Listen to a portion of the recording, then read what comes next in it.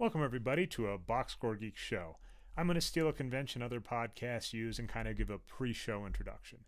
This week, we have an amazing special guest, Paul Shirley, who graduated with an engineering degree from Iowa State. He then went on to have just under a decade-long career as a professional basketball player. This was all over the place. It included the NBA, Euro leagues, the now defunct CBA. So Paul has seen and done it all, including being an NCAA star. So his insight into the game is just amazing. After finishing his professional basketball career, he went on to be a writer. He wrote the amazing book, Can I Keep My Jersey?, which goes over his experiences as a professional basketball player. And he now has a great podcast called the Short Corner Podcast, which he does with Justin Halpern of Shit My Dad Says fame. So great podcast, great basketball insight. Really happy to have him on the show. And like I said, we talk a lot of things NCAA this week, his kind of thoughts on some of what it might mean to unionize or actually be employees, some of his insights from when he was a, well, always say it in quotes, student athlete. So just a real joy to have Paul on the show. Just a few notes. Skype about halfway through the show either decided to get lower in quality or cut out my microphone. So about halfway through the show, my audio gets a little worse. The good news is Paul does most of the talking and his mic sounds great. Additionally, I call Iowa State, Iowa, many, many times in this podcast. If you look at Paul's face, I think you see him smirking. I went to Colorado State University, so I definitely understand the difference in the meaning of doing that. So my bad for making that mistake. Additionally, I tell Paul he's made it to the Final Four in college when he only made it to the Elite Eight. So apologies, Paul. I actually called Bill James out for doing that a little while ago. So other than that, it should be a really, really fun show. Tune in and hope you enjoy it. Welcome back to a Boxscore Geeks show. We've had some special guests on before, but I think it's fair to say this is our first real special guest. No offense to the others who have been friends of the show that have written at Wages of Wins. We appreciate you. Though I apologize. I'm already stumbling over myself, Paul. You're making me that nervous. Jonathan Weiler, you definitely count. We had a professor from UNC the week of March Madness on the show to talk problems with March Madness. On that vein, we're going to talk to a famous basketball player who has, I'm going to give it to you. So, no, famous is a stretch. So let me ask you a question. I'll get us off topic immediately. If I tell you I worked at Google as a software engineer, are you impressed by that? Somewhat. Okay. Well, so the point, when I joined Google, 10 times the number of people at Google, there were 10 times the number of NBA players that had ever played in the history of the NBA at Google at that time. Really? So you were one of those. Yeah. So I just want to stress that. You are a famous basketball player. More people will know you than me. Actually, and we're going to explain this middle image. So you wrote an article about the NCAA. I think you were a number 2 seed when you lost. You didn't make it to the Elite Eight. You were one of the first to do that. I want to talk a little more about that, but there's an image of you crying, and you wrote a post about that, how just after that happened, that got plastered everywhere. And the NCAA basically said, it's our right to take this image and just plaster it everywhere. Mm-hmm. And it turns out that there is also a video of that was on YouTube, but the NCAA has pulled it down. So the middle image is what happens if we try and go to YouTube and see the video of you crying after your team lost before even making the Elite Eight. This is your life episode. Yes. Well, there's going to be some of that because one of the greatest parts about you, so you're Paul Shirley. I'm assuming that Brian is getting your credentials under it, but I believe you're Paul then. It's what's your Twitter. I'm messing this up. It's Paul then Shirley. Yeah. Which is a joke that only I understand. Do you want to explain it or are you keeping it to yourself? Yeah, well, I would love to explain it because I never get the chance to. It's because I hate being called by my last name, which is a girl's name. So I wanted to emphasize that the Paul came first and then the Shirley. Gotcha. I always read it as Paul the N Shirley. I don't know. That's one way to go. Yeah, I guess that makes some sense.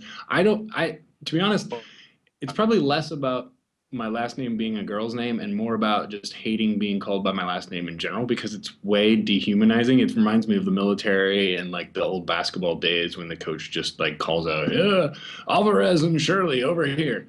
Um, It so I so like to try actually, to remind people of that. funny story in that. This is why I never made it past middle school in sports. I got so upset with that because when you're in little league, they call you by your last name, and I got to the Hmm. point where I would ignore people outside of baseball. My teammates would, yell Alvarez, and I would refuse to acknowledge them in public until they either came up to me and were like, "Didn't you hear me?" So I agree 100% there. Yeah, it's nobody likes to be called by their last names. Yeah, and you do one of you. I'm struggling to think if I can think of a better one. So let me know if I'm wrong. One of the best basketball podcasts on the web, the Short Corner Podcasts, Yeah, with your thank good you. friend. I don't know if there are any better basketball podcasts because I don't listen to any other basketball podcasts. Well, you also and you inspired me for last week's episode. Last week's episode on Boxscore Geeks, we talked about How I Met Your Mother, which we finally got a producer, so I had to pitch to Brian and say this has nothing to do with basketball, but I'll pretend.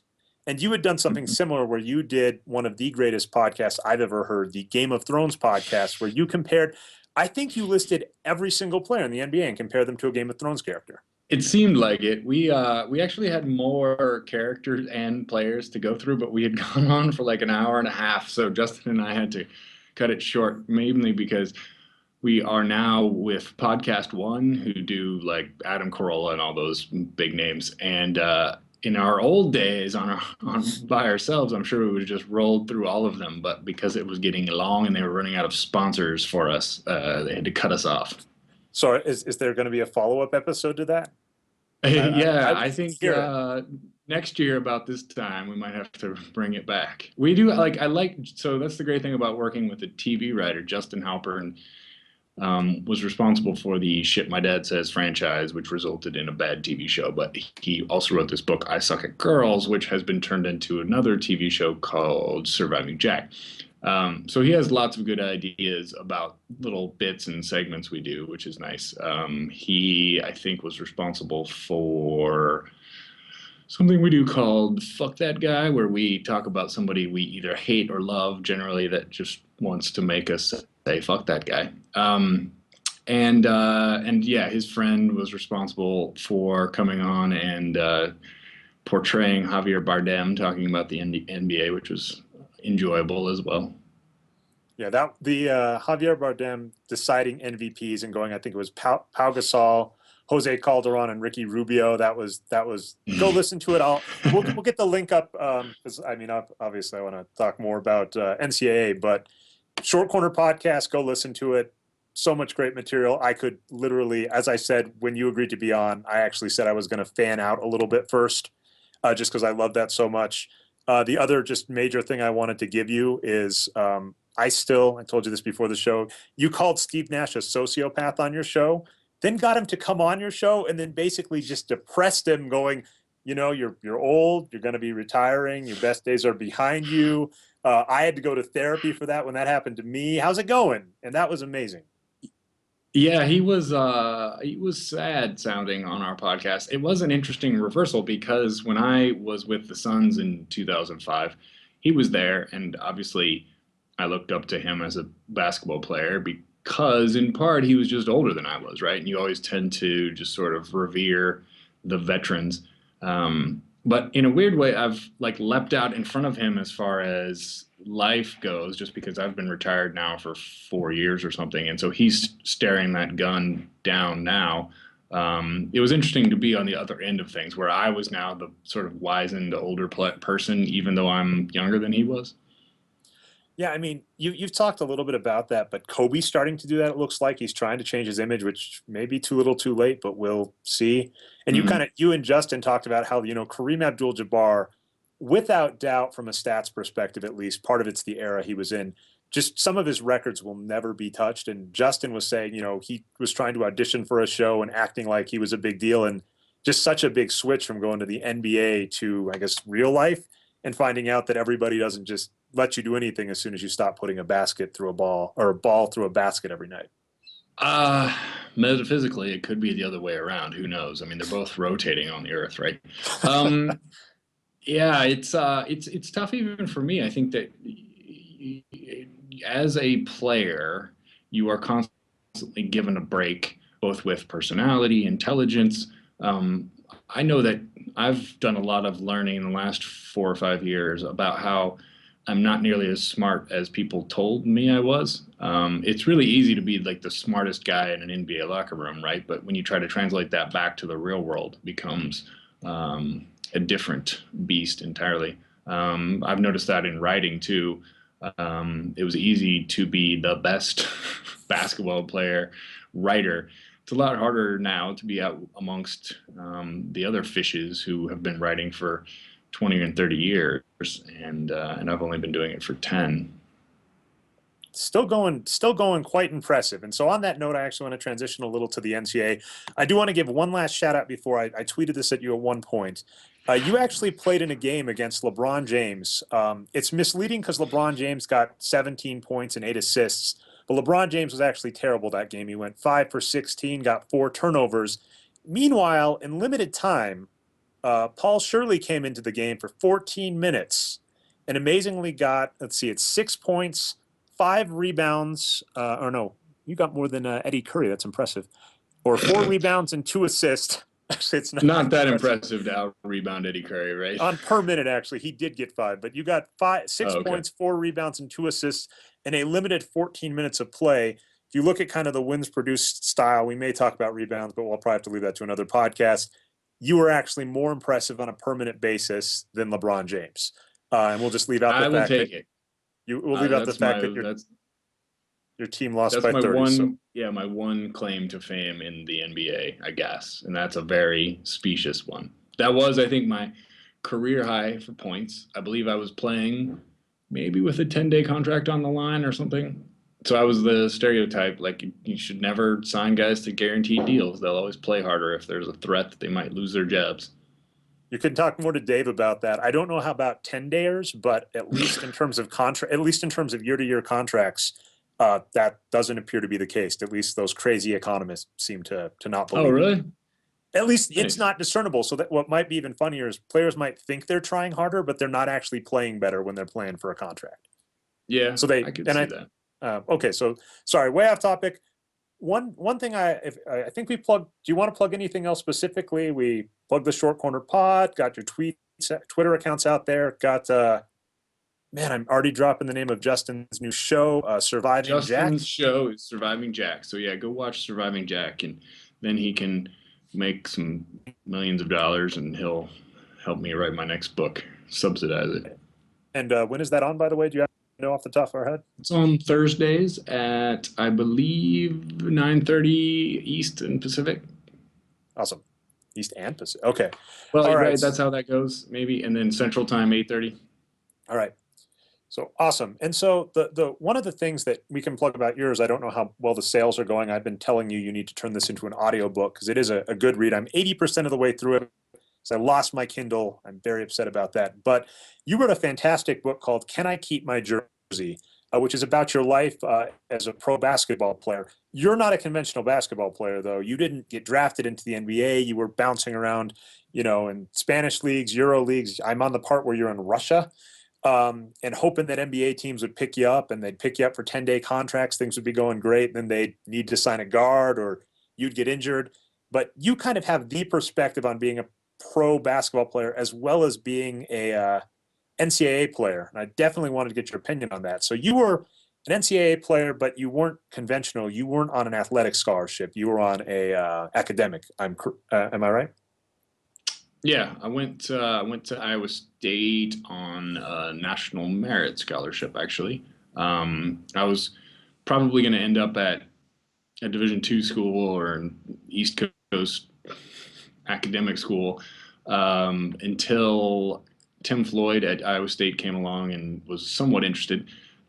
They, though, had run out of scholarships, and it seemed like all was lost until my mother noticed that Iowa State had a program where if you were a national merit finalist, you could go there for free. So I went to college and played basketball under the auspices that I was on the team already, and the basketball team got a guy for free, basically. Like they didn't have to take much of a chance on signing me up. So, by the way, when you hear people, when we're talking NCAA players and they're already getting paid enough, does it infuriate you? Because you didn't even get the benefit of a scholarship. It sounds like from some of what I've heard you talk about, it was actually harder for you for your scholarship because, you'd ask your coach, I think you had a test to go take, something like the SAT, I forget what, an engineering test, and your coach basically mocked you. The GRE, yeah. And so you got mocked for that. So does that ever rile you when you hear people saying scholarships are enough to pay these athletes? Yeah, I think what the perspective that people don't have is the scale of what we're talking about. It is true that that athletes get something in return for their participation in athletics, but we're discussing numbers that are so vast that it's really incomprehensible to say that it's fair. When the NCAA is making whatever the number is, let's say it's 600 million. That's way low, but continue. Well, let's say I think the contract right now is between $600 and $800 million per year on just the NCAA tournament. And each player, even if each player is taking home the equivalent of $20,000 or $30,000, which is very questionable because a lot of those guys could probably go to school for near free anyway because they come from really poor backgrounds. It's just, I think, a little bit short-sighted to say that that's fair. It's the same. I mean, it's a little bit like it's like an argument for Walmart employees not being able to unionize, right? Like, sure, they're making a wage, but is it enough when compared to the profits the corporation is making?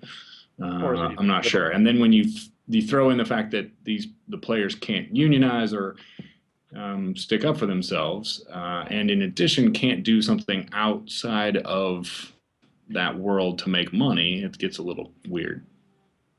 And so what's interesting about your is Dave Barry, had on your podcast since then, was an expert witness for Northwestern. I don't know if you've been following the trial at all, but basically he was an expert witness. He said exactly what you said, where they said, are these athletes exploited? And he said, there's an economic definition of exploited, pretty much exactly what you just said. They're making a ton of money. They're getting underpaid. By economic definitions, they're being exploited, which is one of the most amazing. I can't believe they brought him in as a witness and let him say that. But yeah, to that that's point, very cool. But to that point, and I think you probably already kind of answered this, was my first question. In your opinion, were you an employee when you were a basketball player at Iowa? And just in general, are NCAA athletes employees of the school? As far as any reasonable definition of that word, I would say yes. I don't, especially when it's considered how little freedom of movement there is. So actually putting it as an employee would be probably pretty generous. If I work at McDonald's and I say, I'm tired of this job, I'm going to go to work at Burger King, then I go do that, right? Well, you can't do that in the NCAA format because of transfer rules, because you can't switch teams in the middle of the season, which is all there to protect the spirit of competition. But with that protection, with those sorts of locked in contracts, it seems like it would make sense then to support those athletes, but with some share of the proceeds. And what's interesting to me is, in theory, I'm in a high demand job where I'm a software engineer. Every job I've been at has had a day. One of them had us have pizza. It was really interesting. We had to sign the employee handbook, and they said, you get free pizza. All you have to do is sign this one page. Colorado is an at-will state, so it's actually the other way around. They were like, come and sign this page that says you understand that you can leave if you want to, and we can let you go without telling you.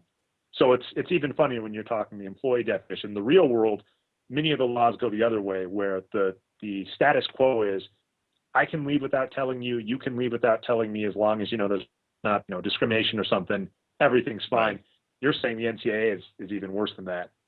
Yeah, well, like some of this stuff has fallen so far that we've forgotten to even think about those small parts of it, right? Like, it does make sense for basketball purposes and as fans that some guy at Michigan can't just up and leave in the middle of the season season and go play at Michigan State. But that doesn't actually make sense logically as far as money-making enterprises go. Now, if you decided that you weren't going to charge admission or that you weren't going to sell ad revenue, then it makes sense to lock people into certain guidelines and contracts. But because there's so much money at stake, there needs to be some freedom on the part of the participants, I would say. I was reading over the student athlete guidelines last night. It was rough. I tried not to tweet out. I didn't want to waste all the good material for the podcast, but I didn't realize this. Even on money-making schemes at college, you're a tall person. I always see you on podcasts or talking from a distance. In person, you're 10 inches higher than me, at least. I think I may have shrunk as I've gotten older. But you were obviously, I'd assume, in Iowa, very recognizable. You're on the team. You're super tall. It's hard to miss you. Mm-hmm. The rules of the student athletes say you can't get a job and basically cash in on your image. So if McDonald's wanted to hire you and said, hey, you're an Iowa, you're an Iowa guy, everybody knows you, people are going to want to come to this McDonald's because you're here, we'll pay you $15 an hour as opposed to the normal 10. That actually violates NCAA guidelines. And if McDonald's decided to, which is insane. And also, if they decide to just give you a raise, they like you. The guy's like, Paul Shirley, I love you. You made that basket. It was awesome. I'm going to give you $1. I'm going to sign you on as a level 3 to start instead of a level 2 or whatever. The NCAA could argue you're getting paid more than you should be allowed to get. They basically say, not only are you not allowed to get paid as an athlete, you are not allowed to get paid more than market value in anything else you do while you're in school. Yeah, it's really bonkers. I think I actually got around one summer, I was able to work basketball camps. And I think I made like $4,000 that summer, but I was able to do that in part because I was on an academic scholarship, actually. I think there was, even when I was playing, there was a limit to how much money you could make. Like even, this goes back to the old like bad Kentucky, Arkansas days when everybody was just cheating and like paying guys to turn on the sprinklers. But there was a limit. Even when I was playing, you could only make like $2,000 outside of basketball a semester, even if you did work at McDonald's, which again is completely ludicrous because if you're going to like make the players not able to negotiate fair value for their basketball services, and then B, not let them cash in on that, and then C, not even let them make money outside that has nothing to do with basketball, that seems rather wrong. That's about the best way to say it. I've got a question. Patrick brought this up. So they're on the steps to unionizing, which may change the game for NCAA. I'd be really curious to see what happens. But from your perspective, do you think there might be consequences? Obviously this is good for star players, right? Andrew Wiggins can now try and argue. Well, he can't now, but the next Andrew Wiggins could say, look, give me money. All that happened with Andrew Wiggins when he went to school now is that he hurt his draft stock. That is pretty much it. He'll probably still go number 1, but he was a surefire number 1. Now he's maybe a number 1. But to players, even like yourself that maybe weren't going to go top of the draft, is it possible that making the players employees could hurt them? Or do you think it's a good thing for everybody?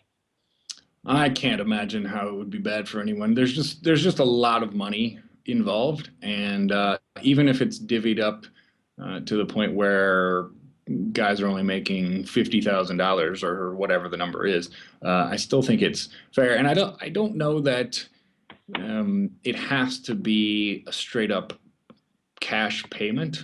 I've long said that one way to do it might be to make it contingent upon graduating and put it into amounts to a trust fund for each player, and sort of incentivize graduation rates that way.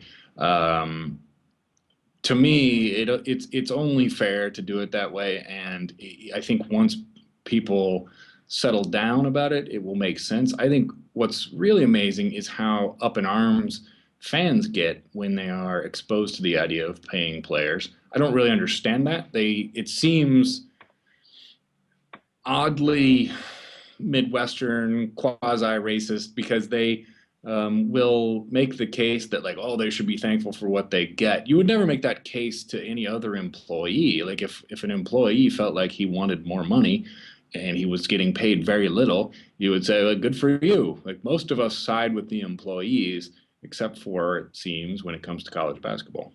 And yeah, there's a fantastic book. You may have read it, you may not, because it sounds like it's so funny to me because you were a basketball player, and so when I hear you talk, you're not as into basketball as like just a casual fan because it was your life for so long. And I can imagine, like, I'm the same way. My wife will ask me about, she's like, "What did you do today?" I'm like, "I programmed for 8 hours. I have no desire to talk about it at all. I want to watch Game of Thrones." But Right. in that regard, $40 Million Slaves is a fantastic book that kind of talks about some of those underlying tensions and where they came from and, just how it happens. This is completely unrelated, unfortunately, but you have a very unique perspective. It wasn't the D League, it was the CBA, but essentially you played in the USA minor league basketball system. You played overseas in Europe and you've played in the NBA.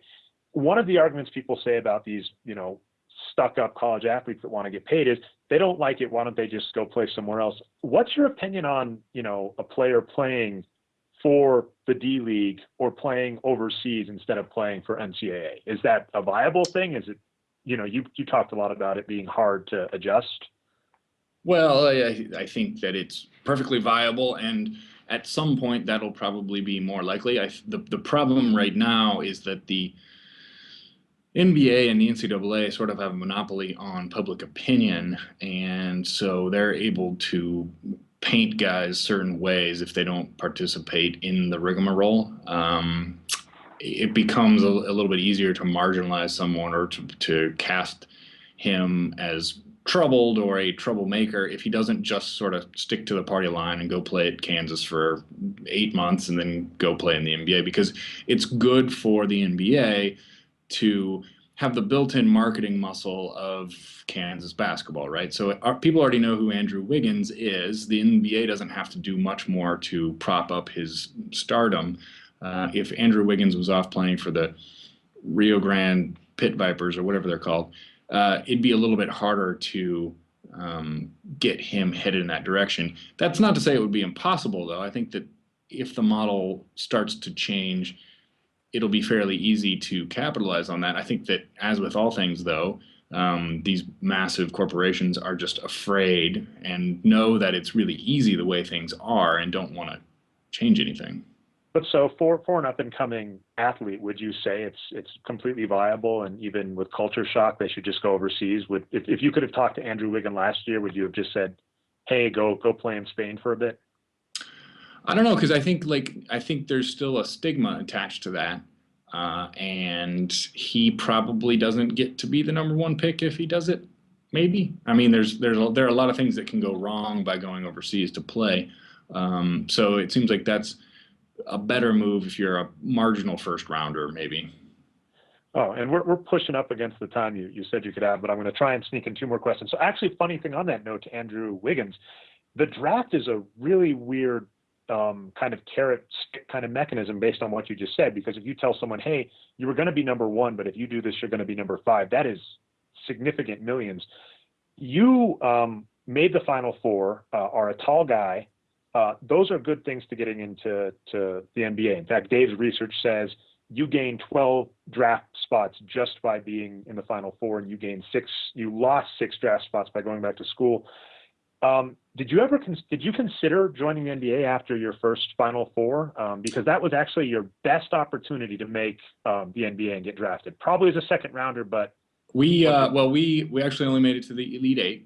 Oh, what the Elite? Okay. Yeah, so I'm sure that we would have. I mean, yeah, it would have been even better had I gotten to the Final Four. That was not even a blip on my radar. It is, I think, odd to remember that when I graduated from college, or I finished my eligibility in 2001, which doesn't sound like it's all that long ago. It's 13 years ago, but so much has changed since then because of the internet's advances on our brains. We just know so much more about like who the players are that will probably get drafted. This was still the time of pre-draft camps, and you, I think, probably had to do a little bit more to prove yourself after your college career was done then, because there wasn't the constant saturation. People just didn't know who everyone was.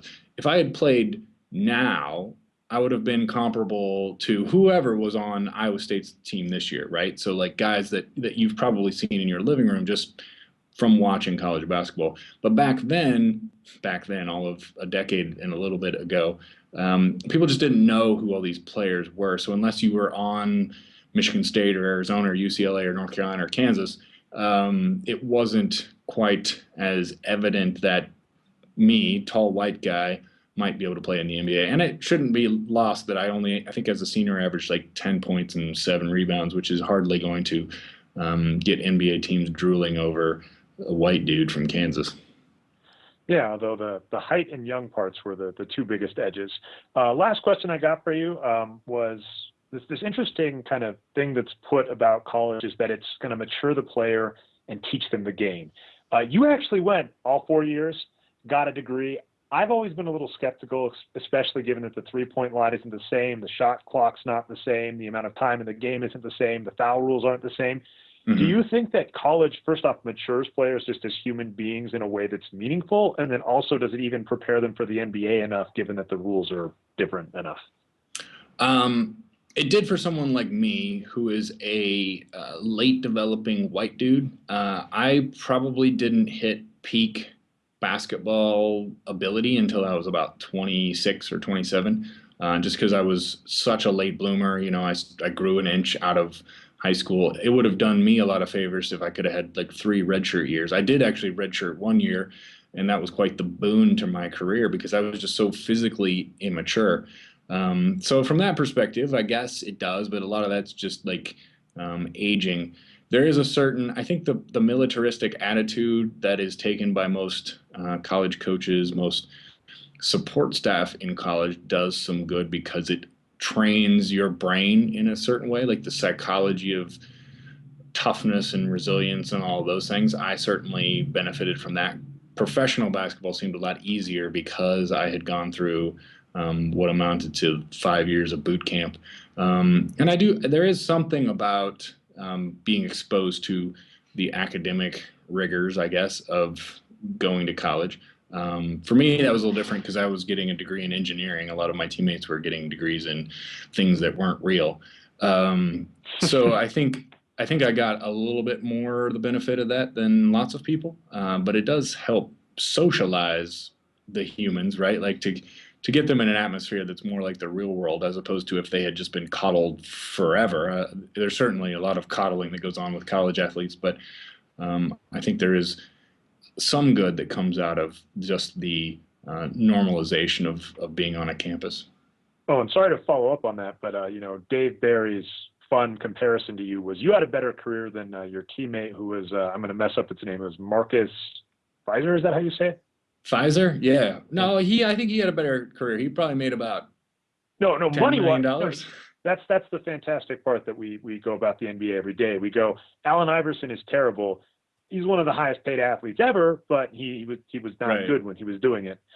I'd say Marcus Pfizer made, so I made, I think, $700,000 playing basketball. And Marcus Pfizer probably made 14 million. So he probably made 20 times as much as I did. Yeah. But I'm just saying he was obviously a star. So my question is, did he actually gain anything from college as opposed to you, where, he was still treated as a star? There have been lots of documentaries that show, you're a star athlete on a good college team, you're still treated as a celebrity. You just don't get any of the money. Right. Well, yeah, and I didn't have a normal college experience. People knew who I was, and it was a lot easier probably to make friends, and it would have been a lot easier to like get girlfriends if I'd been going out or having any fun in college. I don't know. It's funny because you would think that maybe college could have changed Marcus Pfizer into a different player, and it probably did while he was in college. He was more apt to rebound and play the game according to ways that you guys talking about having influence on wins.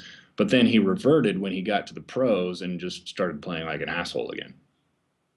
Yeah, so you actually gave a little love to college even after the other comments. So yeah, I pushed you up just a little past the deadline. You said you want to talk about 30 minutes. I really appreciate you being on the show. Like I said, it's at Paul Shirley, at Justin_Halpern.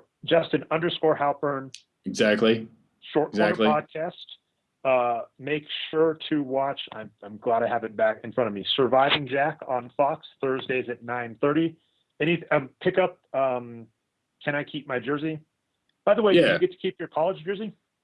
Yeah, I have several. There's actually only one jersey that I didn't get to keep, and that was the Los Angeles Lakers from training camp my first year out of school. That's actually what gave me the name of the book, was that one instance where I went to them and said, "So could I keep my jersey now?" After they cut me on the same day as Dennis Scott, and they said, "No, we don't do that." And so I just thought that's how everyone did, and then was very pleasantly surprised when most of the other teams didn't have a problem with it. So you've got most of your jerseys, but yeah, pick up Can I Keep My Jersey? And like I said, if you're watching on Twitter, make sure you bug Paul and let him know it needs to be an audiobook. Thanks, Dre. Yeah. Have a good night, and thanks so much again for being on. Yeah, thanks, man.